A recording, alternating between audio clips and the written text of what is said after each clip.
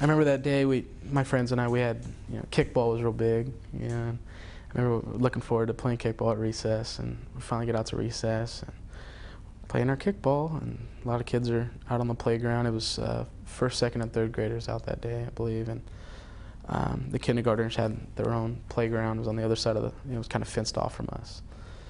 And I remember, as we're playing kickball, I remember hearing loud popping noises in the back, and I remember at the time that they had there were like these toy, like kind of ceramic balls you could pop together, and they made like cap noises.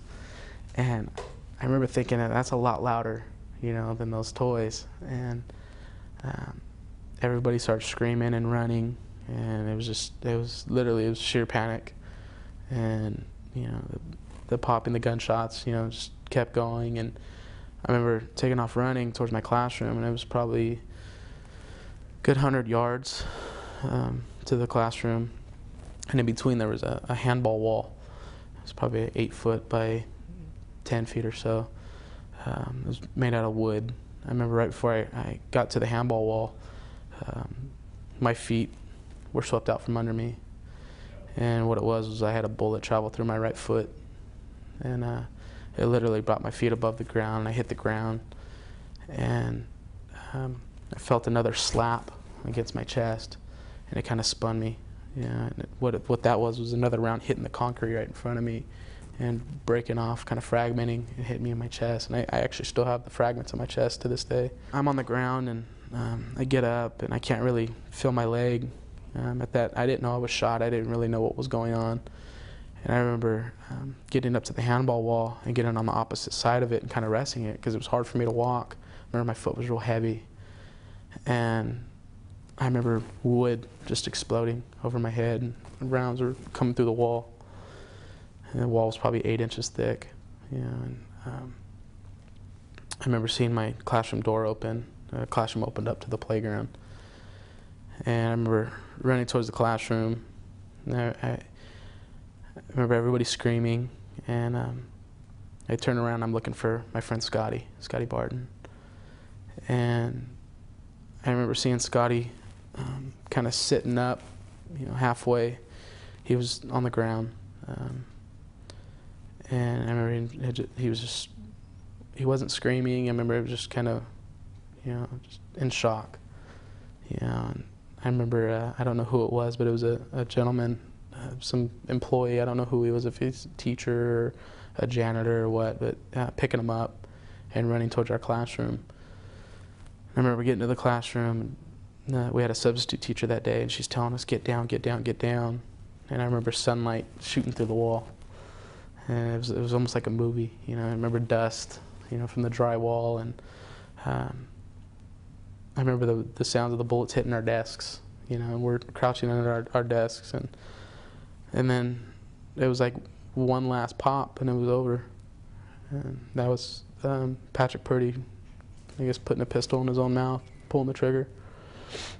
I didn't know what was going on. I didn't know that I was shot until I was told that I was shot.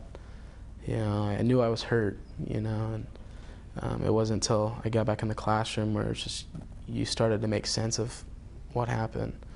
Everything just happened so fast. I mean, it seemed like an eternity. In all truthfulness, it probably lasted a minute and a half. Paramedics finally arriving, and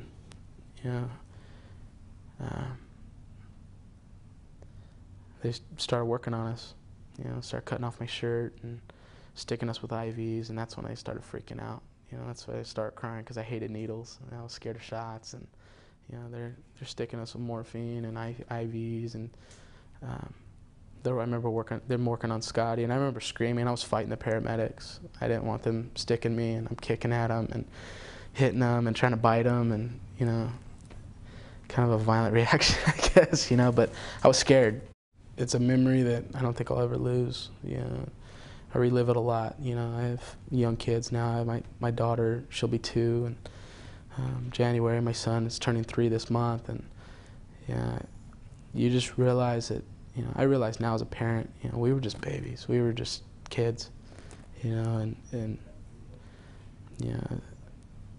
I I felt like a big kid at the time, but you know, I was a baby. You know, and you realize that as a parent. You know, that's a fear that you know, you can't let yourself freak out about it.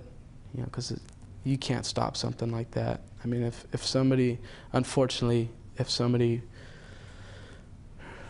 wants to do something terrible like that, I mean, they can get pretty far in doing so, or do it, you know. And I've learned that, you know, working in law enforcement, and just growing up, you know, unfortunately, you can't stop things from happening. You can do measures to maybe prevent it somewhat, but you know, if someone wants to do something awful, I mean, they can, you know, and, or they get pretty far in doing it, you know, or trying to do it.